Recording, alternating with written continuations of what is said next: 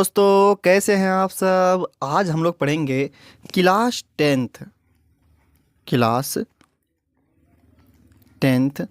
का फिजिक्स। और इसमें हम लोग सिर्फ इम्पोर्टेंट क्वेश्चन आज देखेंगे, ठीक है। तो आपका काम क्या रहा? आपका काम रहा आप इन वीडियो को पूरा देखिए और अच्छे से समझने का कोशिश कीजिए। आपको ये सभी क्वेश्चन याद भी हो जाएगा और आपका एग्ज़ाम का तैयारी भी हो जाएगा। तो चलिए हम लोग शुरुआत करते हैं सवाल नंबर 1 से। इसमें सभी फिजिक्स का सवाल लिया गया है। देखिए सवाल नंबर 1 क्या कहता है। उत्तल एवं समतल दर्पण के दो दो उपयोगों को लिखें। ये सवाल 2012 में, 13 में और 16 में पूछा गया है। तो सबसे पहले हम लोग उत्तल दर्पण और समतल दर्पण का फोटो देख लेते हैं कि कैसा दिखता है ये उत्तल दर्पण और समतल दर्पण, फिर इसका हम लोग उपयोग देखेंगे। देखिए ये है उत्तल दर्पण। क्या है ये? उत्तल दर्पण है। देखिए यहाँ पे छोटा सा गाड़ी आपको दिख रहा होगा, ये छोटा सा गाड़ी यहाँ पे दिख रहा है, ठीक है। ये उत्तल दर्पण है, ठीक है। और दिखाते हैं आपको उत्तल दर्पण। देखिए ये भी गाड़ी के जो साइड में लगा हुआ है, ये भी क्या है? ये उत्तल दर्पण है। यहाँ पे लिख देते हैं कौन सा दर्पण है? ये उत्तल दर्पण है, ठीक। ये उत्तल दर्पण है। तो हम लोग कहाँ कहाँ उपयोग देखें? देखिए एक रोड के किनारे में लगा हुआ है, ठीक है। और दूसरा कहाँ देखें? ये गाड़ी के साइड मिरर पर हम देखें कि ये उत्तल दर्पण लगा हुआ है। तो दो ठो उपयोग हम लोग बोल सकते हैं कि गाड़ी के साइड मिरर के रूप में, ठीक है। और एक रोड के खंभों में देखिए यहाँ पे लगा हुआ है, ठीक है। अब ये तो उत्तल दर्पण का उपयोग रहा दो ठो। अब हम समतल दर्पण का उपयोग देख लेते हैं। समतल दर्पण का पहली बात तो उपयोग हम लोग कहाँ करते हैं? चेहरा देखने में करते हैं। ये रहा समतल दर्पण। इसमें रोज़ हम लोग देखते हैं, अपने आप को निहारते हैं कि हम कैसा दिख रहे हैं, ठीक है। ये है समतल दर्पण। आपके घर में होगा, हम सबके घर में रहता है। तो जिसमें हम लोग चेहरा देखते हैं वो कौन सा दर्पण होता है? ये समतल दर्पण होता है, ठीक है।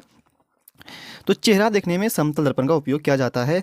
और साथ ही साथ सौर कुकर में भी किया जाता है समतल दर्पण का उपयोग। सौर कुकर देखें आप, ये देखिए सौर कुकर, ये क्या है? ये सौर कुकर। और ये जो आपको दिख रहा है ये जो है ये समतल दर्पण है। कैसा दर्पण है? ये समतल दर्पण है। तो सौर कुकर में भी समतल दर्पण का उपयोग किया जाता है। आपको और दिखाते हैं हम सौर कुकर। देखिए यहाँ पे दिख गया आपको सौर कुकर। ये भी कैसा दर्पण है? ये भी जो है ये दिख रहा है आपको, ये क्या है? समतल दर्पण है, समतल दर्पण है। और अंदर की ये सब डब्बा सब रखा हुआ है, इसी में हम लोग खाना बनाते हैं। इसी डब्बा में खाना रखते हैं और खाना क्या होता है? पच जाता, मतलब भोजन पक जाता है, ठीक है। यहाँ देखिए यहाँ पे दिख रहा होगा आपको ये गोल गोल इस वाले में, ये क्या? इसमें डब्बा है, इसमें हम लोग ये भोजन रखते हैं और ये भोजन क्या होता है? पक जाता है, ठीक है। ये तो रहा समतल दर्पण और उत्तल दर्पण। अब उपयोग हम लोग देख लेते हैं। सबसे पहला उपयोग देखेंगे हम लोग उत्तल दर्पण का उपयोग, ठीक है। कहता है साइड मिरर के रूप में। यहाँ पे देखें हम लोग ये जो गाड़ी था, गाड़ी के साइड मिरर के रूप में करते उत्तल दर्पण का उपयोग। और रोड लाइट में परावर्तक सतह के रूप में भी करते हैं। और अब समतल में उपयोग क्या क्या है? चेहरा देखने में हम लोग करते हैं और सोलर कुकर में परावर्तक सतह के रूप में करते हैं, ठीक है। ये दो उपयोग हो गया, चेहरा देखने में और सोलर कुकर में परावर्तक सतह के रूप में। और इसमें क्या बोलेंगे हम लोग? इसमें कलर यहाँ पे, ठीक है। यहाँ पे क्या लिखा हुआ? पहला क्या लिखा हुआ है? पहला लिखा हुआ है साइड मिरर के रूप में और दूसरा रोड लाइट के में परावर्तक सतह के रूप में। ये हो गया दो उपयोग। समतल दर्पण उपयोग यहाँ पे लिखे नीचे में समतल दर्पण उपयोग। पहला क्या है? सोलर कुकर में परावर्तक सतह के रूप में, दूसरा चेहरा देखने में, ठीक है। तो ये था दो दो उपयोग। उम्मीद करते हैं आपको समझ में आया होगा। चलिए हम लोग अब अगले सवाल पे आते हैं। सवाल नंबर दूसरा देखिए क्या कहता है। सवाल नंबर दूसरा लिखा हुआ यहाँ पे सवाल नंबर 2। सवाल नंबर 2 पढ़िए। तो सवाल नंबर 2 कहता है अवतल दर्पण के सामने वस्तु को कहाँ रखने पर प्रतिबिंब समान आकार का बनेगा? चित्र से दिखाइए। 2019 में ये सवाल पूछा गया था, ठीक है। तो देखिए अगर अवतल दर्पण के सामने अगर आपको रखना है वस्तु और प्रतिबिंब समान आकार का बनाना है तो याद रखिएगा हम लोग वक्रता केंद्र पर रखते हैं। कहाँ रखते हैं हम लोग? वक्रता केंद्र पर रखते हैं वस्तु को, ठीक है। इस बात को ध्यान में रखना है। जैसे अगर ये दर्पण है, ये अवतल दर्पण है, ठीक है। और ये रहा इसका मुख्य अक्ष, ये रहा वक्रता केंद्र और ये रहा फोकस। तो अगर आपको समान आकार का बनाना है तो इस वक्रता केंद्र पे हम लोग वस्तु को रखेंगे। तो यहाँ से एक किरण निकलेगा, ऐसे जाएगा, ठीक है। और ये फोकस से होकर के गुजर जाएगा। दूसरा किरण यहीं से निकलेगा और ये यहाँ से ऐसे टकरा, तो यहाँ पे मिला ना, तो जहाँ पे मिलता है तो यहाँ पे मिला, तो यहीं पे ये प्रतिबिंब बन गया। ये क्या बना, इसका प्रतिबिंब बन गया। तो समान आकार का बनता है और उल्टा प्रतिबिंब बनता है, ठीक है। इन बात को भी आपको ध्यान में रखना है। तो हम लोग कहाँ रखेंगे, वस्तु को वक्रता केंद्र पे रखेंगे तो समान आकार का प्रतिबिंब बनेगा और उल्टा बनेगा और वास्तविक बनेगा, ठीक है। आपको दिखाते हैं हम फिगर से भी। और देखिए यहाँ पे फिगर है, तो यहाँ पे कहाँ पे कटा, कहाँ पे, यहाँ पे कटा है ना, तो यहीं पे सब प्रतिबिंब बनेगा, इसी जगह पे, यहाँ पे जो मोटा कर दे काला अक्षर से, तो यहीं पे क्या बनेगा, प्रतिबिंब बनेगा। और कैसा प्रतिबिंब बनेगा, उल्टा प्रतिबिंब बनेगा और वास्तविक प्रतिबिंब बनेगा और समान आकार का प्रतिबिंब बनेगा। तो कहाँ रखेंगे, आप देखिए लिखा हुआ है जब वस्तु सी पर हो। सी मतलब क्या होता है, सी मतलब होता है वक्रता केंद्र, सेंटर ऑफ कर्वेचर, ठीक है। तो इसका आंसर क्या बोलेंगे हम लोग, बोलेंगे अवतल दर्पण के सामने, क्या बोलेंगे, रुक जाइए, क्या बोलेंगे, अवतल दर्पण के सामने वस्तु को वक्रता केंद्र पर रखने पर उसका प्रतिबिंब वस्तु के बराबर कोमा समान आकार का, बराबर आकार का मतलब समान आकार का बनता है। यह प्रतिबिंब वास्तविक और उल्टा होता है, ठीक है। जो भी आपको बोले वही यहाँ पे इसका आंसर लिख दिए हैं। चलिए हम लोग अब अगले सवाल पर आते हैं। सवाल नंबर 3, सवाल नंबर क्या है, 3 है। गोलीय दर्पण क्या है, एक गोलीय दर्पण की वक्रता त्रिज्या 20 सेंटीमीटर है, तो इसकी फोकस दूरी क्या है। इसमें 2 सवाल लिया गया, ठीक है। पहला सवाल क्या कहता है, गोलीय दर्पण क्या है। देखिए अगर कोई कांच का खोखला गोला है, क्या कांच का खोखला गोला है, तो अगर इसको क्या करते हैं आप, पेंट कर देते हैं। इसे यहाँ पे पेंट कर दिए, पेंट कर दिए। अब इसको काट दिए, यहाँ से काट दीजिए। तो इस साइड जो बनाइए, जो बना, तो किस दिखाई देगा आपको, ऐसे दिखाई देगा आपको, ठीक है। तो ये कौन दर्पण बनेगा, ये अवतल दर्पण है। क्या है ये, अवतल दर्पण है, अवतल दर्पण। तो ये गोलीय है ना, है नहीं, गोल है कि नहीं, गोला का ही टुकड़ा था ये, मतलब खोखला गोला का टुकड़ा था ये। तो ये क्या है, कांच का खोखला गोला था, इसमें पेंट कर दिया तो ये क्या बन गया, गोलीय दर्पण बन गया। मतलब इसका परावर्तन सतह कैसा है, गोलीय है। क्या है, गोलीय है, या तो वक्र बोल सकते हैं आप, या तो टेढ़ा बोल सकते हैं, गोलीय है। तो वैसा दर्पण जिसका परावर्तन सतह क्या हो, गोलीय हो, मतलब वक्र हो, उसे हम लोग क्या कहते हैं, गोलीय दर्पण कहते हैं, ठीक है। अच्छा अगर आपसे पूछा जाए कि बताइए अगर हम इसको इस साइड पेंट करें, कहाँ पेंट करें, इस साइड के दिखा रहे हैं आपको, जैसे इस साइड अगर हम पेंट करें, अंदर में पेंट कर दें, ठीक है। अब काट रहे हैं इसको ऐसे, तो ये कैसे दिखेगा, तो ऐसे दिखेगा आपको, ये ऐसे, ठीक है। तो इस दर्पण का नाम है उत्तल दर्पण। इसका नाम क्या है, उत्तल दर्पण नाम है इसका, ठीक है। उत्तल दर्पण नाम है इसका। तो ये भी क्या है, गोलीय दर्पण है। तो आपसे पूछा जाए बताइए गोलीय दर्पण कितने प्रकार का होता है, 2 प्रकार का होता है। पहला का नाम है अवतल दर्पण, दूसरा का नाम क्या है, उत्तल दर्पण नाम है, ठीक है। ये किसका टुकड़ा होता है, गोला का ही टुकड़ा होता है। तो गोलीय दर्पण ये कहलाएगा जिसका परावर्तन क्या हो, गोलीय हो। तो चलिए इसको अच्छे से समझते, फिगर से आपको दिखाते हैं। यहाँ पे देखिए कलर किया गया है अच्छे से। तो ये अगर बाहर में पेंट करेंगे तो ये बनेगा अवतल दर्पण, और अगर अंदर में पेंट करेंगे तो ये बनेगा उत्तल दर्पण, ठीक है। यहाँ पे भी आप देख सकते हैं, जैसे यहाँ पे टुकड़ा निकाल गया है काट करके, ठीक है, ये वाला टुकड़ा। तो ये कौन सा हो जाएगा, ये गोलीय दर्पण हो जाएगा, ठीक है। तो परिभाषा यहाँ पे देखिए लिखे हैं, पहले आप नीचे का परिभाषा पढ़िए, ठीक है। नीचे छोटा सा परिभाषा लिखे हैं ताकि आपको आसानी से समझ में आ जाए और याद भी हो जाए।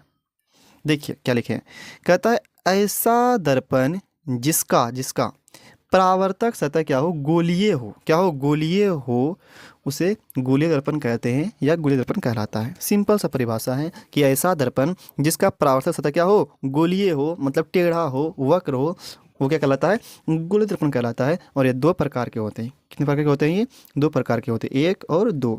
पहला का नाम क्या है, पहला का नाम है उत्तल, पहला का नाम क्या है, उत्तल दर्पण। दूसरा का नाम क्या है, अवतल दर्पण, ठीक है। ऊपर में भी लिखे हैं, ये रहा गोलीय दर्पण का परिभाषा आपसे पूछा गया, ठीक है। तो यहाँ पे लिखे हैं जब किसी कांच के खोखले गोले को काट कर उसके एक पृष्ठ पर चांदी या फेरिक ऑक्साइड की पॉलिश या कलई कर दी जाए तो प्राप्त दर्पण गोलीय दर्पण कहलाता है। मतलब अगर ये गोला है, अगर इसको आप काट करके अगर आप क्या कर रहे हैं, चांदी का अगर आप पॉलिश कर रहे हैं, इसे पेंट कर रहे हैं, तो ये क्या कहलाता है, गोलीय दर्पण कहलाता है, ठीक है। और गोलीय दर्पण कितने प्रकार के होते हैं भाई, 2 प्रकार के होते हैं। कितने प्रकार के होते हैं, 2 प्रकार के होते हैं, ठीक है। नाम क्या होगा उसका, नाम होगा उसका उत्तल दर्पण और अवतल दर्पण, ठीक है। चलिए आगे बढ़ जाते हैं हम लोग। देखिए इसमें एक सवाल भी है। क्या इसमें एक सवाल भी है? सवाल कहता है कि एक गोलीय दर्पण की वक्रता त्रिज्या 20 सेंटीमीटर है, तो इसकी फोकस दूरी क्या है? आपको दिया क्या है यहाँ पे लिखेंगे हम लोग, गिवन है। गिवन मतलब दिया है। क्या दिया हुआ है आपको? दिया हुआ है त्रिज्या दिया हुआ है। त्रिज्या का मतलब क्या होता है? त्रिज्या का मतलब होता है आर। आर कितना दिया हुआ है आपको? 20 सेंटीमीटर दिया हुआ है, ठीक है। और आपसे पूछा है फोकस दूरी निकाले, तो मतलब एफ पूछा, एफ बराबर वाट। वी नो दैट, हम जानते हैं, हम जानते हैं, सूत्र जानते हैं। वी नो दैट, हम जानते हैं। क्या जानते हैं आप? एफ बराबर होता है R/2। क्या होता है? R/2। तो एफ निकालना है आपको। आर कितना दिया हुआ है? 20 दिया हुआ है, तो 20/2 हो जाएगा, मतलब 2 से 20 में भाग देंगे तो 10 सेंटीमीटर। यही आपके सवाल का आंसर हो गया, ठीक है। चलिए हम लोग आगे बढ़ जाते हैं।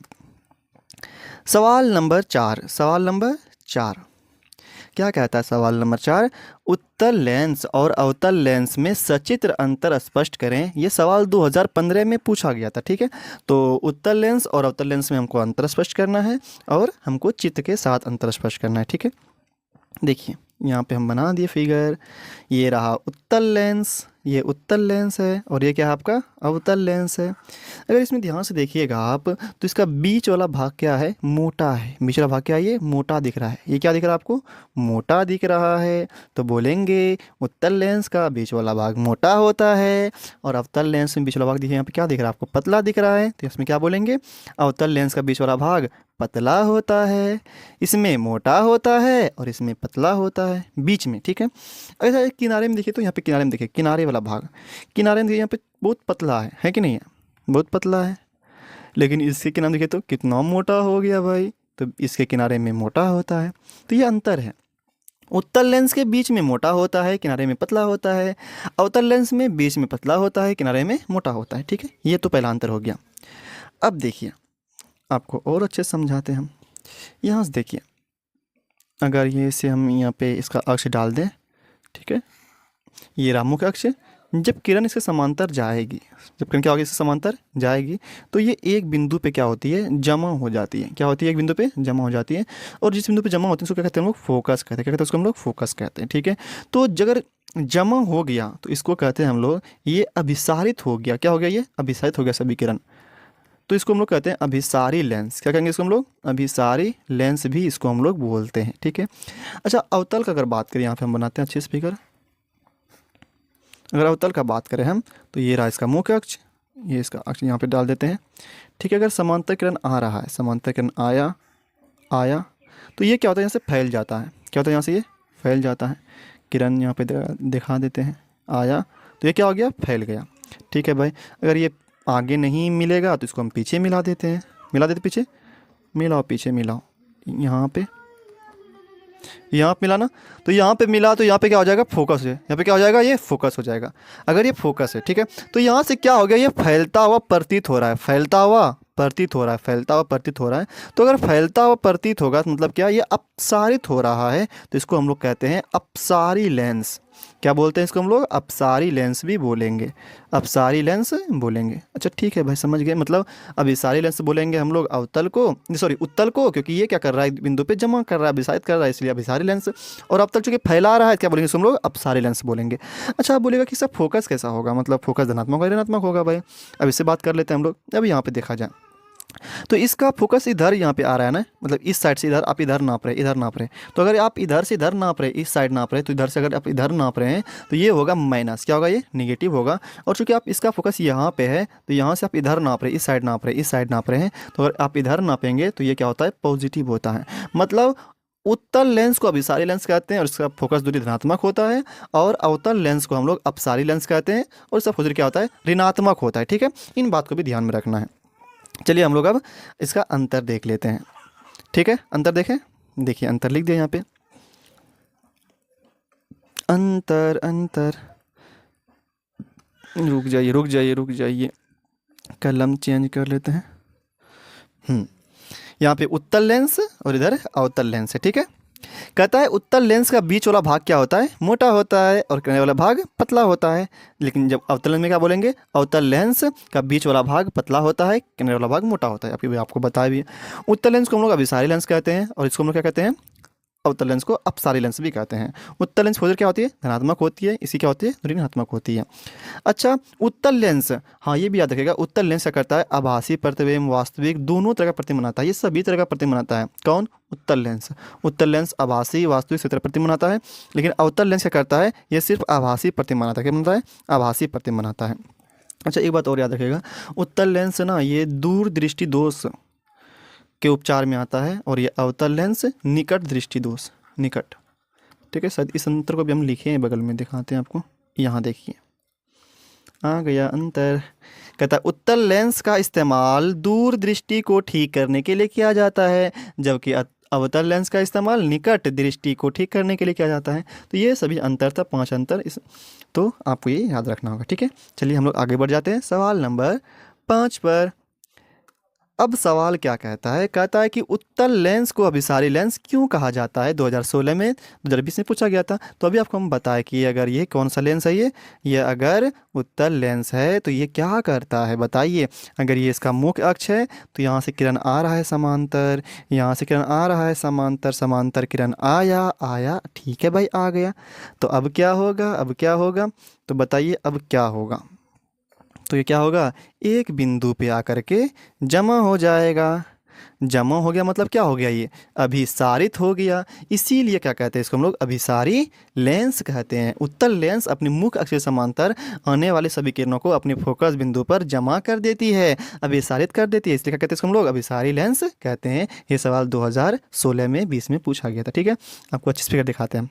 यहाँ देखिए, यहाँ देखिए, यहाँ देखिए, देखा, यहाँ पे ये किरण आया, ये किरण आया, ये किरण आया, सब किरण आया, और यहाँ पे क्या हो गया, फोकस पे क्या हो गया, सब जमा हो गया, हुआ कि नहीं जमा। ये मुख्य अक्ष था, इस पे क्या हो गया, सब किरण जमा हो गया, इसी पे जमा हो गया, इस बिंदु पे जमा, फोकस बिंदु जमा हो गया, मतलब क्या, सभी किरण क्या हो गया, अभिसारित हो गया। क्या हो गया, ये अभिसारित हो गया।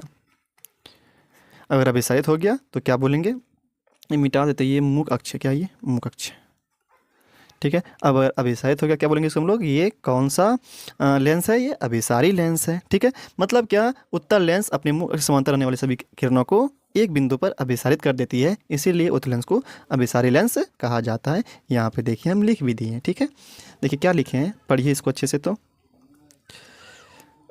कलर चेंज कर लेते हैं। हाँ, कहता है क्योंकि उत्तल लेंस अपने मुख्य अक्ष के समांतर आने वाली सभी आपतित किरणों को लेंस से अपवर्तन के बाद अपने फोकस बिंदु पर जमा कर देती है, अर्थात अभिसारित कर देती है, इसीलिए उत्तल लेंस को अभिसारी लेंस कहा जाता है। उसके बाद क्या करना, आपको ये फिगर बना देना है। ठीक है, तो ये इसका आंसर हो गया। बहुत इंपॉर्टेंट सवाल है, 2016 में 20 में पूछा गया था सवाल ये। आते हैं हम लोग अब अगले सवाल पर, सवाल नंबर 6। फिर यही बात आ गया भाई, उल्टा। सवाल नंबर 6, अवतल लेंस को अपसारी लेंस क्यों कहा जाता है। बिल्कुल उल्टा। तो अभी आपको बताएं, हम क्या बताएं, देखो ये रहा अवतल लेंस। ठीक है, तो ये क्या करेगा, अपने मुख के समांतर किरण आ रहा था जो, क्या करेगा, उसको फैला देगा। क्या करेगा, इसको यहाँ से फैलाएगा। ठीक है, तो फैला दिया ये, तो पीछे मिला ना, यहाँ मिला, तो जहाँ मिलेगा वही क्या कहलाता है, इसका फोकस कहलाता है। यहाँ पे मिला, ठीक है, ये क्या कहलाएगा, फोकस कहलाएगा। तो ये क्या फैला देता है, मतलब अपसारित कर देता है, इसीलिए इसको बोलते हैं हम लोग अपसारी लेंस। कौन सा लेंस, अपसारी लेंस बोलते हैं। ठीक है, तो देखिए फिगर यहाँ पे, यहाँ से किरण सब गया, किरण गया, ऐसे गया। ठीक है, किरण गया, और ये क्या कर दिया, सबको फैला दिया, इधर फैला दिया, फैला दिया। ठीक है, सबको क्या कर दिया, ये फैला दिया। तो किस बिंदु से फैलाता, प्रति तरह इस बिंदु से ना, ये फोकस कहला जाएगा इसका।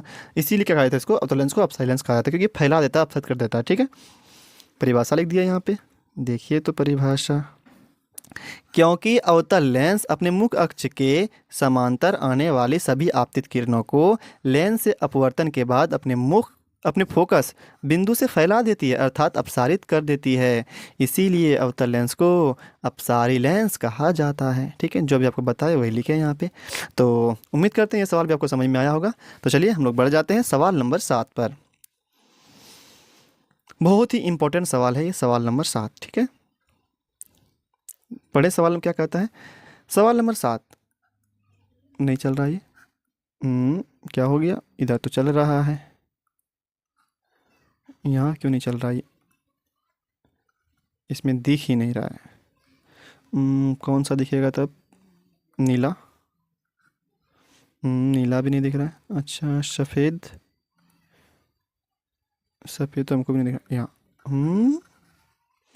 कुछ नहीं दिख रहा है यहाँ पे इसमें। कोई बात नहीं, पेन यूज करते हैं। हम्म 2 मीटर फोकस दूरी वाले किसी अवतल लेंस की क्षमता निकालें। क्षमता ज्ञात है, 2021 में सवाल पूछा गया था, ठीक है। तो आपको क्या दिया हुआ है? दिया है मतलब गिवन है। क्या दिया हुआ है आपको? फोकस दूरी दिया हुआ है। क्या दिया हुआ है? फोकस दूरी एफ दिया हुआ है, ठीक है। कितना दिया हुआ है? 2 मीटर दिया हुआ है। और ये कौन सा लेंस है? अवतल लेंस है ना, तो अवतल लेंस की फोकस दूरी अभी बताया कैसी होती है? ऋणात्मक होती है। तो यहाँ पे बोलेंगे माइनस माइनस 2 मीटर दिया हुआ है। और क्या पूछा आपसे? लेंस की क्षमता। लेंस की क्षमता निकालना है। अवतल लेंस की क्षमता मतलब पावर ऑफ लेंस, मतलब पी निकालना है। तो पी बराबर वाट। और हम जानते हैं सूत्र से, हम सूत्र पढ़े हैं। क्या पढ़े हैं भाई? पी बराबर होता है 1/f। क्या होता है? 1/f होता है। तो बताइए पी बराबर 1/f। एफ कितना दिया हुआ आपको? -2 ठीक है। तो यहाँ पे क्या लिखेंगे हम लोग? पी बराबर, अगर 2 से आप भाग दीजिएगा 1 में, तो कितना होगा? 0.5। 0.5 माइनस का माइनस। और पावर ऑफ लेंस, लेंस की क्षमता कैसा मात्रा क्या होता है? डायोप्टर होता है। तो डी हो जाएगा। यही आपके सवाल का आंसर है, -0.5D, ठीक है।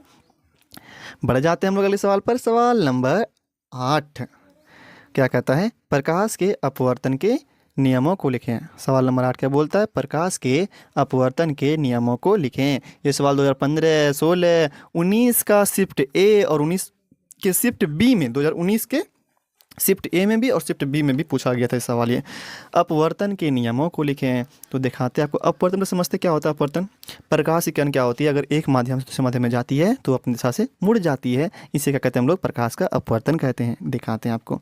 देखिए यहाँ से किरण अगर देखा जाए, तो ये किरण जो है, ये किरण सीधे जा रही थी, ये इधर जाना चाहते थे सीधे, या सीधा तो ये होगा भाई। ये क्या हो गई? इधर मुड़ गई। तो ये मुड़ा ना, इसी को क्या कहते हैं हम लोग? प्रकाश का अपवर्तन कहते हैं, ठीक है। और इसकी वजह से क्या होता है? आपको पेंसिल क्या होता है? टेढ़ा दिखाई दे रहा है। यहाँ पे दिखाई दे रहा है ना, टेढ़ा। ये टेढ़ा टेढ़ा टेढ़ा दिखाई दे रहा है। फिर यहाँ पे सीधा, फिर ऐसे मुड़ गया तो टेढ़ा दिखाई दे रहा है ना। किस वजह से? प्रकाश के अपवर्तन की वजह से दिखाई दे रहा है आपको, ठीक है। और यहाँ पे देख लीजिए, यहाँ से प्रकाश की किरण गई, ये गई और इसे देना चाहती थी, लेकिन ये क्या हो गई? मुड़ गई। तो इसे क्या कहते हैं लोग? प्रकाश का अपवर्तन कहते हैं। तो यहाँ पे जो आपतित किरण और ये जो अभिलंब है, इसके बीच कौन कहते हैं हम लोग? आपतन कोण कहते हैं। और ये अपवर्तित किरण और ये अभिलंब के बीच कौन कहते हैं हम लोग? अपवर्तन कोण कहते हैं। और ये अभिलंब जो है, ये तीनों एक ही तल में स्थित होता है। इसको कहते हैं हम लोग प्रकाश का अपवर्तन का पहला नियम। मतलब आपतित किरण, अपवर्तित किरण और अभिलंब तीनों एक ही तल में स्थित होते हैं। ये अपवर्तन का पहला नियम है, ठीक है। अब अगर बात किया जाए दूसरा नियम का, दूसरा नियम क्या बोलेंगे हम लोग? बोलेंगे आपतन कोण, मतलब क्या? आई।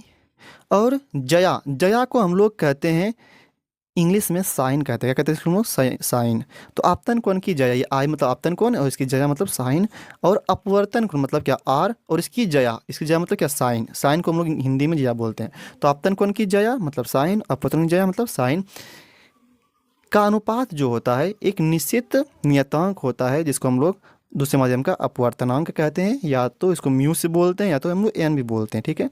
ये एक निश्चित नियतांक होता है जिसको हम दूसरे माध्यम का अपवर्तनांक कहते हैं। किसको क्या कहते हैं हम लोग? ये अपवर्तनांक है दूसरे माध्यम का, ठीक है। और इसी नियम को स्नेल का नियम भी कहा जाता है, और ये अपवर्तन का दूसरा नियम भी है, ठीक है। तो इसको यहाँ पे लिखना होगा। देखिए क्या लिखे हैं यहाँ पे। जब प्रकाश की किरण एक माध्यम से दूसरे माध्यम में जाती है तब वह अपनी दिशा से मुड़ जाती है। इस घटना को ही प्रकाश का अपवर्तन कहते हैं। क्या कहते हैं इसको हम लोग? अपवर्तन परिभाषा लिख दिया। अब नियम भी लिखना होगा। इसके 2 नियम है। कितना नियम है इसका? 2 नियम। ये भी पूछता है अपवर्तन कितने नियम होते हैं, तो 2 नियम। कितने नियम होते हैं? 2 नियम होते हैं। पहला नियम क्या है? आपतित किरण, अपवर्तित किरण और अभिलंब तीनों एक ही तल में स्थित होते हैं। आपतित किरण, अपवर्तित किरण और अभिलंब तीनों एक ही तल में स्थित होते हैं, ठीक है। दूसरे नियम पे आ जाते हैं हम लोग। आपतन कोण की जया और अपवर्तन कोण की जया का अनुपात एक निश्चित नियतांक होता है, जिसे दूसरे माध्यम का अपवर्तनांक कहते हैं, और इसे स्नेल का नियम भी कहा जाता है, ठीक है। तो ये था अपवर्तन का 2 नियम। तो आप परिभाषा के साथ लिखिएगा और भी अच्छा रहेगा। और इसमें फिगर बना दीजिएगा ऑटो, जो हम अभी आपको पहले दिखाए। चलिए आते हैं हम लोग अब अगले सवाल पर। अपवर्तनांक, ठीक है। देखिए इसका तो परिभाषा सिंपल है। तो अभी आप साइन आई बटे साइन आर बराबर अपवर्तनांक होता है ये बोल सकते हैं। या तो निर्वात में प्रकाश की चाल, मतलब सी, और माध्यम में प्रकाश की चाल मतलब भी। इसके अनुपात को भी क्या बोलते हैं हम लोग? अपवर्तनांक बोलते हैं। क्या बोलते हैं इसको हम लोग? अपवर्तनांक बोलते हैं। सी मतलब क्या है? ये निर्वात में प्रकाश की चाल। कहाँ पे? निर्वात में। Speed of light in vacuum, और ये क्या है? ये माध्यम में प्रकाश की चाल है। Speed of light in medium, ठीक है, माध्यम में प्रकाश की चाल के अनुपात को भी हम लोग क्या कहते हैं? ये अपवर्तनांक कहते हैं। इसको हम लोग म्यू से या तो एन से भी सूचित करते हैं। ये क्या है? आपका अपवर्तनांक है। तो परिभाषा क्या बोलेंगे? निर्वात में प्रकाश की चाल और माध्यम में प्रकाश की चाल के अनुपात को अपवर्तनांक कहते हैं। अच्छा, निर्वात में प्रकाश चाल की होती कितनी है? तो 3 × 10⁸ मीटर पर सेकेंड यही होता है, ठीक है। तो चलिए बढ़ जाते हैं हम लोग आगे। अब परिभाषा लिख लेते हैं। निर्वात में प्रकाश की चाल और माध्यम में प्रकाश की चाल के अनुपात को अपवर्तनांक कहते हैं। इसे म्यू या एन द्वारा सूचित किया जाता है। चलिए इसका सूत्र देख लेते हैं, ठीक है। ये देखिए, म्यू बराबर निर्वात में प्रकाश की चाल बटे माध्यम में प्रकाश की चाल, ठीक है। ये सूत्र भी हो गया। अच्छा, इसका ऊपर भी चाल है, ऊपर भी क्या है? ये चाल है, नीचे भी क्या है? चाल है। तो ये चाल क्या हो जाएगा? मीटर पर सेकेंड, नीचे भी मीटर पर सेकेंड। तो ये क्या हो जाएगा? कट जाएगा। तो इसका ऐसा मात्रक नहीं होता है और इसका विमा भी नहीं होता है, ठीक है। तो ये भी याद रखिएगा, इसका मात्रक नहीं होता है। अगला, लेंस की क्षमता से आप क्या समझते थे? भी बताया आपको, P बराबर 1/f, P बराबर 1/f। फोकस दूरी का उल्टा, फोकस दूरी के उत्क्रमण क्या कहते हैं हम लोग? लेंस की क्षमता कहते हैं। इसका सही मतलब क्या होता है? डायोप्टर होता है। अभी आपको ये बताए भी थे। इससे डायोप्टर को हम लोग D से सूचित करते हैं, डायोप्टर, ठीक है। तो परिभाषा क्या बोलेंगे? ये फोकस दूरी के विक्रम को लेंस की क्षमता कहते हैं। इसे P द्वारा सूचित किया जाता है। इसका सूत्र क्या होता है? P बराबर 1/f, P बराबर 1/f, ठीक है। तो ये था आपका 10 क्वेश्चन। और भी क्वेश्चन है कि देखते हैं। हाँ हाँ हाँ, और है। तो ये आपका होमवर्क रहा, बनाइए। तो इसका आंसर क्या होगा ये आपको कमेंट करके बताना है, ठीक है। सवाल नंबर 11, इसका आंसर बताना आपको।